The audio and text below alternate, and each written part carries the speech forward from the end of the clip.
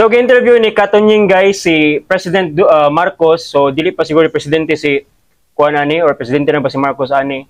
Nga unsa kuno'y utang kaubuton nila sa Duterte, iyang gisulti nga katong paglibing kuno siyang papa sa libingan ng mga bayani. Mo yan sulti. Pero unsa naman taron? Unsa may nahitabo? So, minaw na itong interview. Play video. Meron akong isang tanong, pasensya na kayo, kailangan ko itanong to. Kung meron man pong isang bagay na sa inyong tingin ay tinatanaw nyo ng utang na loob sa Pangulo, sa Presidente, o sa pamahalaan na ito, ano po yun? Kung meron man, Well, yung kanyang sa personal o sa politika? Personal po, personal. Ay, siyempre, pinakamalaking ginawa niya para sa amin, yung paglibing ng aking ama sa libingan ng mga bayani.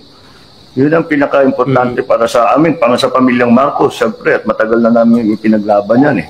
At ngayon pa lang, kahit na yung ibang presidente na nakaraan, kahit sa tinuturing nga namin kaibigan, at sinasabi, gusto nilang gawin, o papayag sila, si President Duterte lang talagang ang nanindigan dun sa kanyang unang salita na dahil nasa batas siya, nasa rules yan, dapat dapat malibing si Marcos sa libingan ng mga bayani.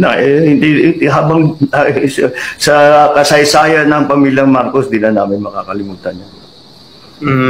Kumbaga siya lang yung sa inyo na tinupad. Parang yun sa naman taron. Lahat ng iba sinasabi, gagawa natin ng paraan, titignan natin. And siguro sincere naman talaga sa iba, pero syempre may puwersa ng politika